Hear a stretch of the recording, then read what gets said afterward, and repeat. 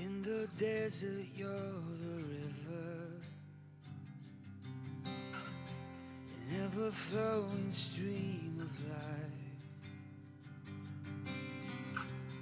And in the battle, you're the victor, and we raise your banner high. In the darkness, you're the fire, a holy flame for all to see. And in my heart you reign forever, my all, my everything. You are my life, you are my love, you are my reason. You are my hope, you are my joy, you are my passion, my all in all. Jesus, my all in all, my all in all. Jesus, my all in all.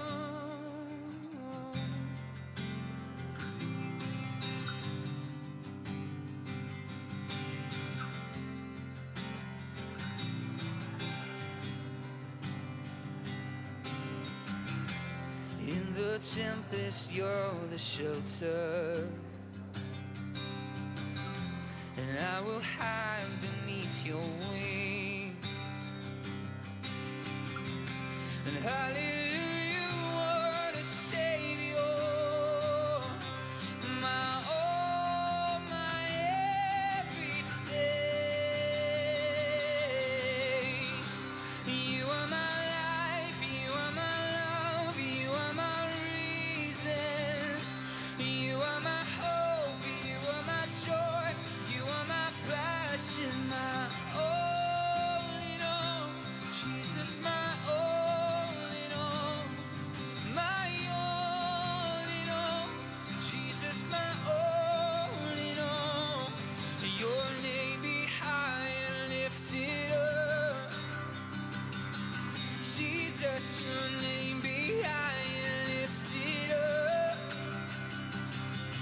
Jesus, your name be high and lifted up. In all the earth, in all the earth. You are my life, you are my love, you are my reason. You are my hope, you are my joy, you are my passion, my all in all. Jesus, my all in all, my all in all. Jesus, my all. Good evening. Good evening.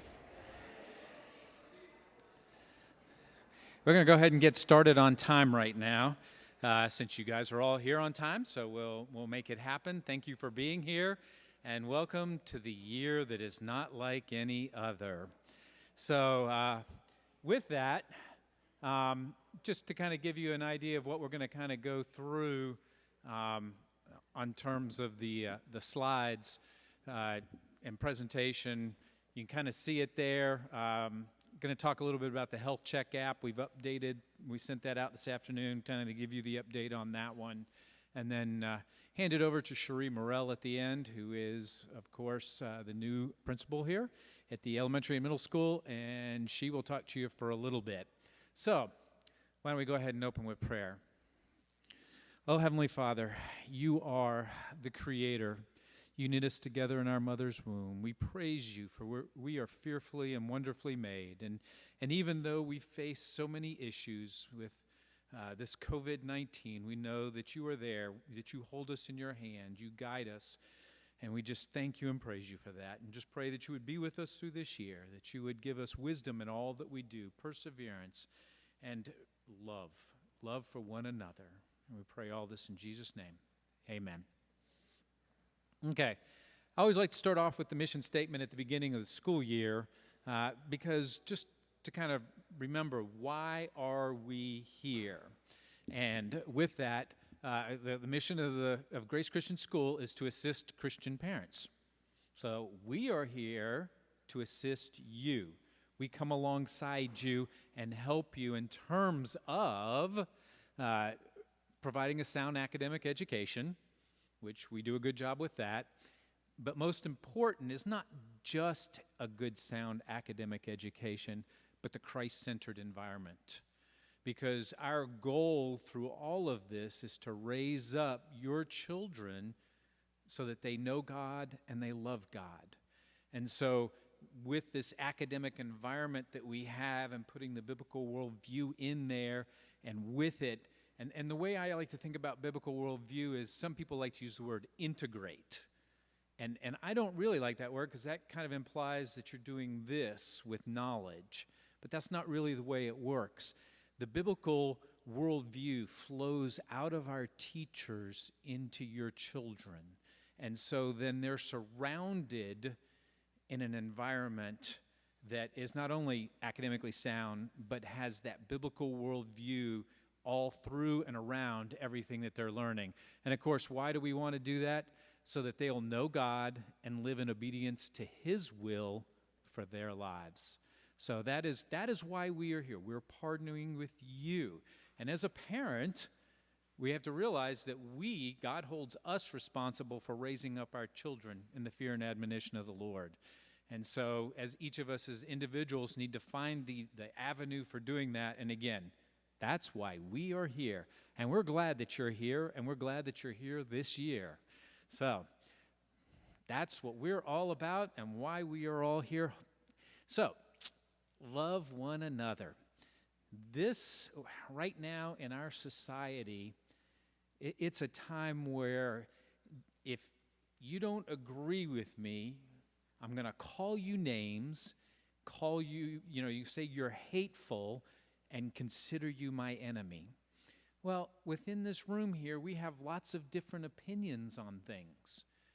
But what we have to remember is that Christ called us to love one another.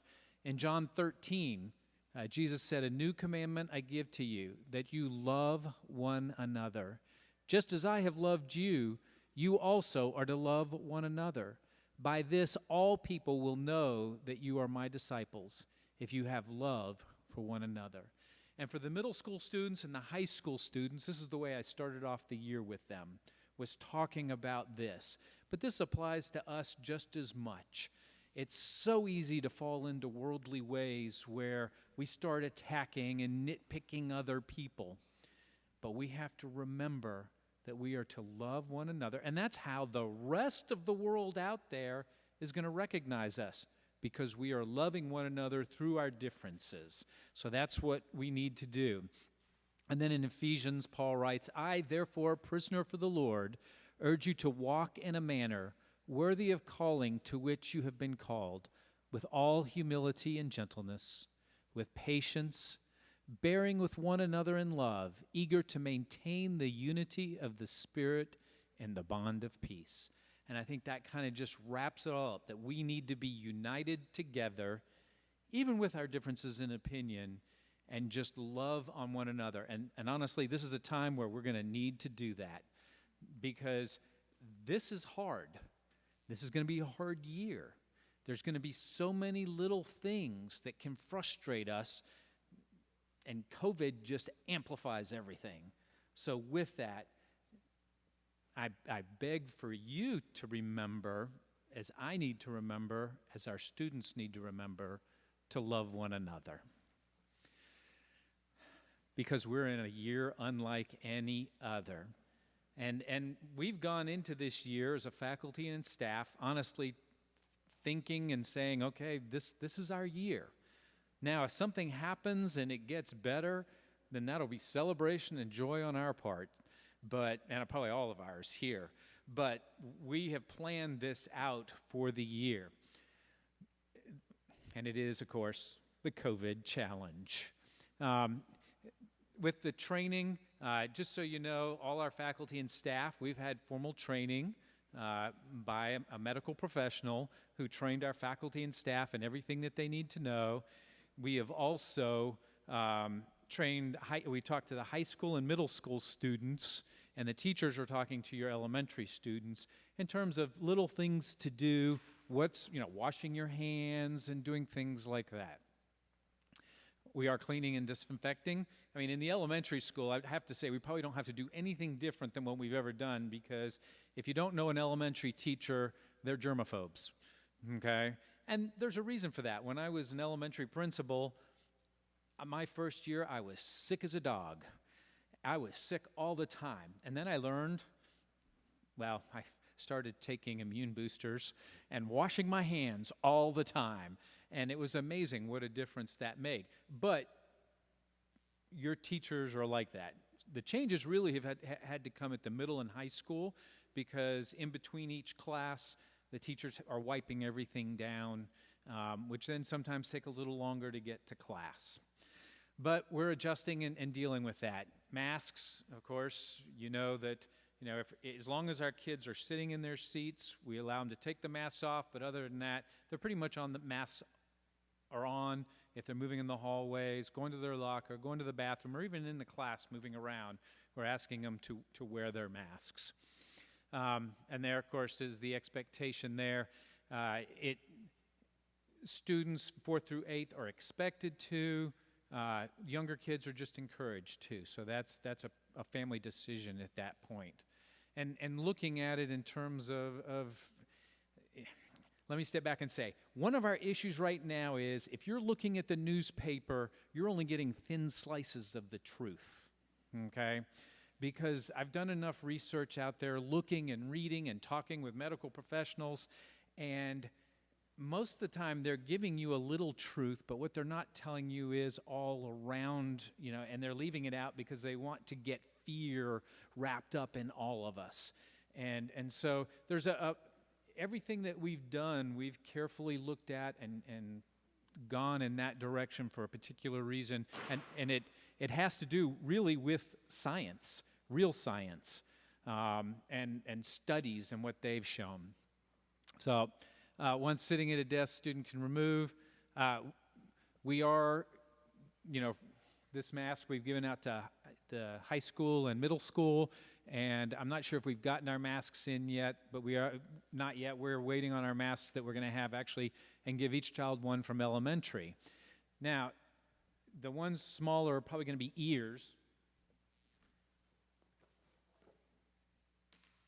So we also have one of these to go around their neck, and we're going to give these out. So that way, if they come to school with a Spider-Man mask, they're not going to come home with Dora the Explorer.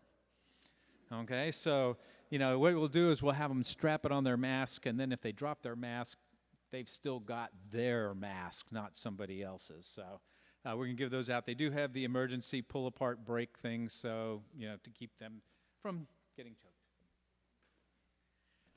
Okay, risk mitigation. That's really when we talk about safety, what it is we have to measure everything in terms of risk. How much risk is this? Higher risk, lower risk? Is the risk worth what the gain is in everything? And that, again, that's what we've done through everything. We are putting in, I'm not sure if they're all in yet, but HEPA filters, which will, help cleanse the air. We're encouraging teachers to open windows, and all those things have shown to help improve the air.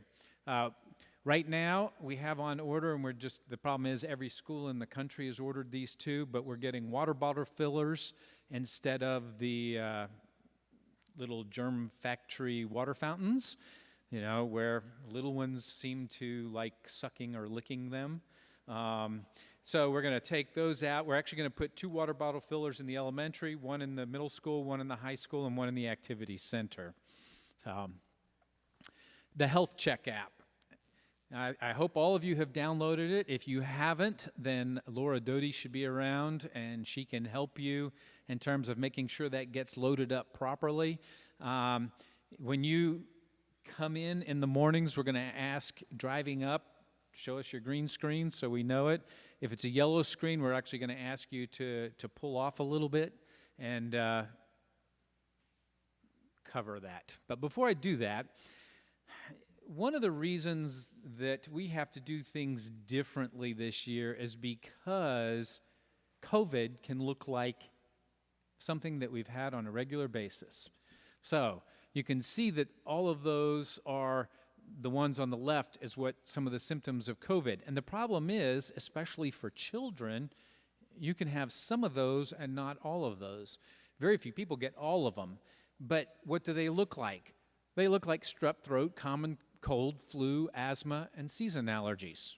It can look like that, but not be it. It could actually be COVID. So that's why we have to be extra cautious this year. And in terms of when we get through a lot of times it was like, oh, you just got a sore throat, go to school.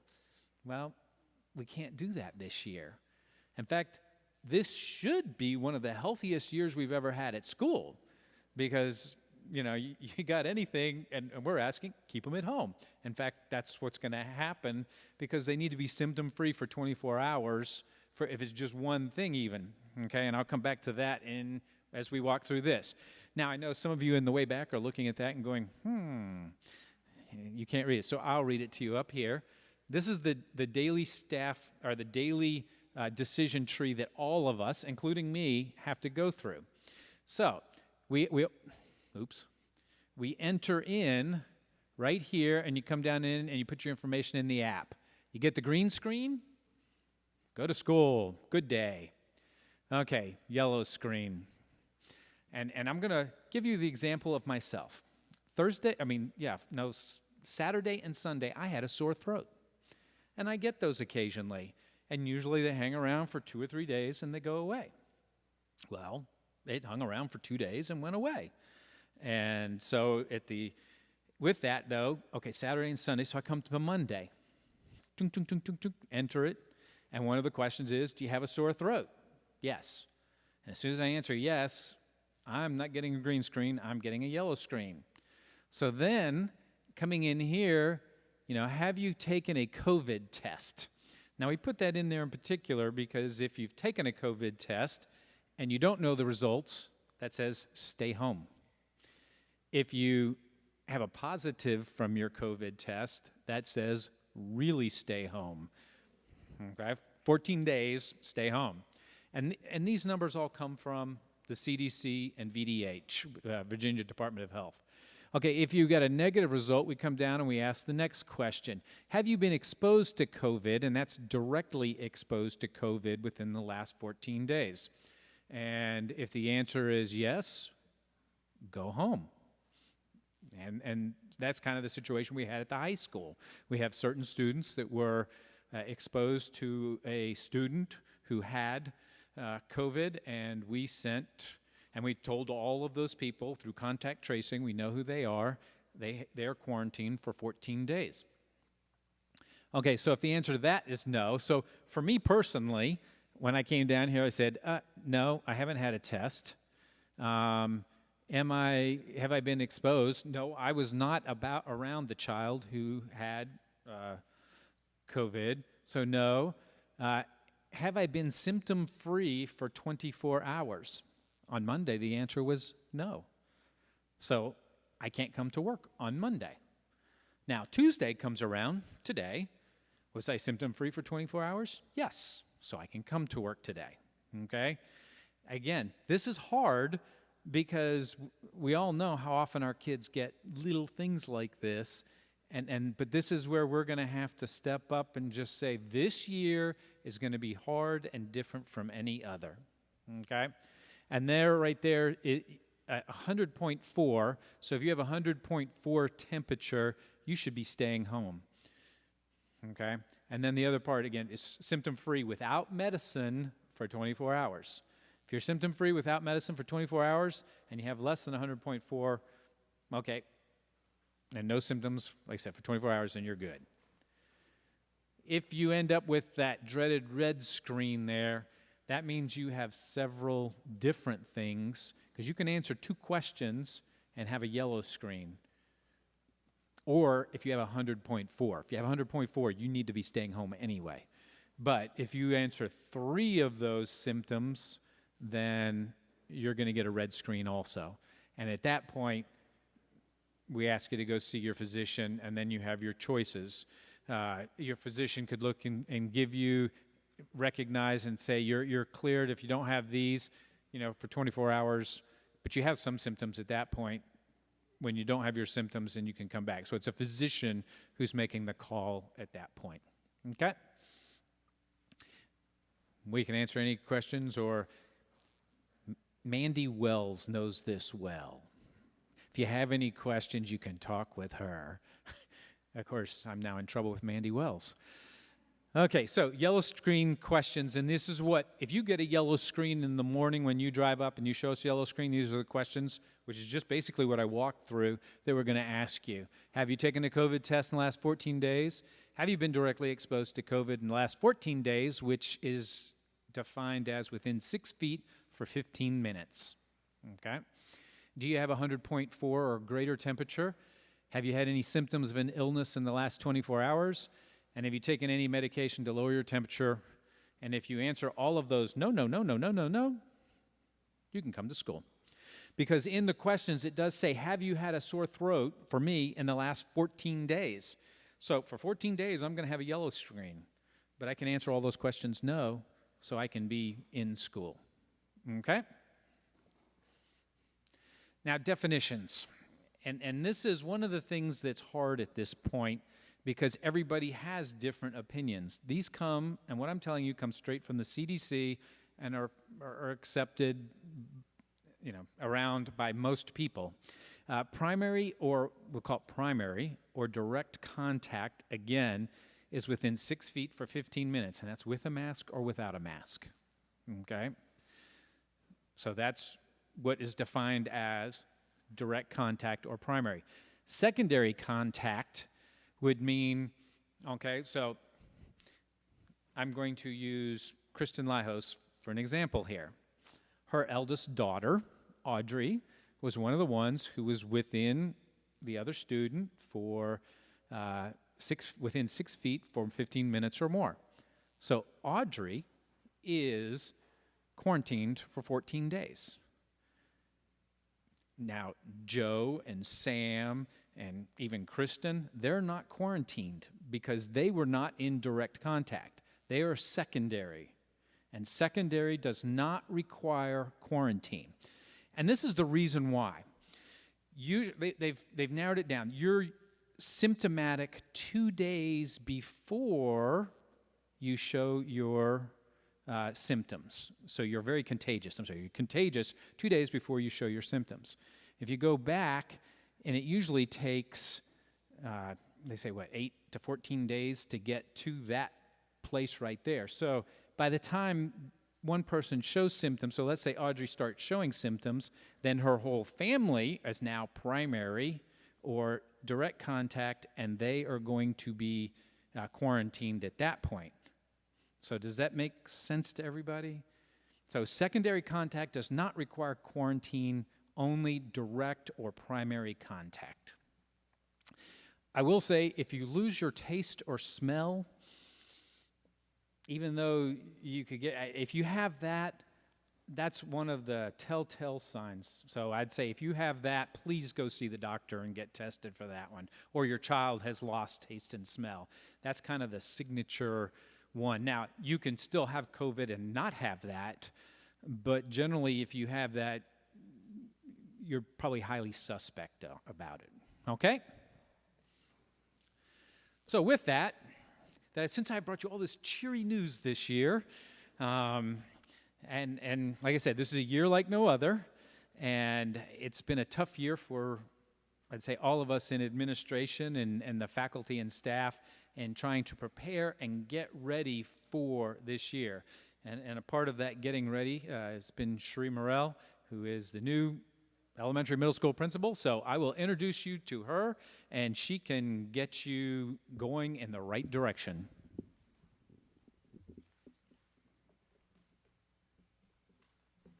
Welcome. So glad you're all here, and mostly I'm really glad your kids are here. So you got a taste of the temperature taking, the question asking.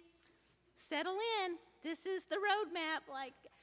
Dr. Larson explained, but I'm so thankful that we have a roadmap because we are, one of the few schools that are meeting in person, and we are so thankful that God has allowed that.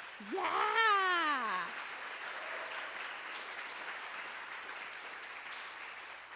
It was super sweet. I was listening to the prayer group in first grade. They were praying amongst themselves. And out of the 7 kids that prayed, 3 of them said, "God, thank you that I can come to school. Keep my school open, please, God." It was so precious. I am not having any behavioral issues right now because they're so glad that they're here, which that's the way we want it. It's just so fun. They're happy. We're happy. Lord, keep us going. Keep us going. I do want to thank you for adjusting how you arrive at school. We've had to change things a little bit for arrival and dismissal. Excuse me. We're having you turn at Allegheny and then take another left, at Lancaster, and then another one at North Fork. Excuse me. Of all times I need water. But if we're lining up on that side street, that really does help us keep everything moving. So thank you. I know it's a little inconvenient, but thank you. I didn't have a cough, I promise. I want to introduce you to Dr. Nan Schmidt. She can wave at you in the background. She is our Director of Curriculum and Instruction and also our administrator of our CARE program. So if you have any academic question whatsoever, Dr. Schmidt is the one to go to. So we're excited that she's a part of our team and really helps take our whole program to the next level. 2 people that aren't here that I wanted to introduce you to. One is Julie Yeomans. Many of you may know her, but she has taken a new role in the middle school as Dean of Students. She's an awesome, awesome lady, and she's doing a fantastic job. If you have a middle schooler, they're going to want to get to know Julie Yeomans if they don't already. And if she were here, her word to you would be this. Think of middle school as the middle person. It's the middleman between elementary and high school. And thank you. And the goal is that we want to prepare our middle schoolers to be able to do high school. Thank you very much. So her word to me was, please let parents know this is a time to let go of your kids. This is a time in middle school to let them learn independently. Even if that means they fail a little bit on the way. This is all just part of them taking responsibility for their own academic experience and success as well. So if Julie were here, that's what she would tell you. The last person I would want to introduce you to is Frank Cars. Coach Cars could not be here tonight as well, and his word to you was very short and brief. Please check the Warrior Weekly for all your sports forms. All right, Dr. Larson explained how the app is working, so thank you again for your patience with that. I think we're going to get faster as time goes by.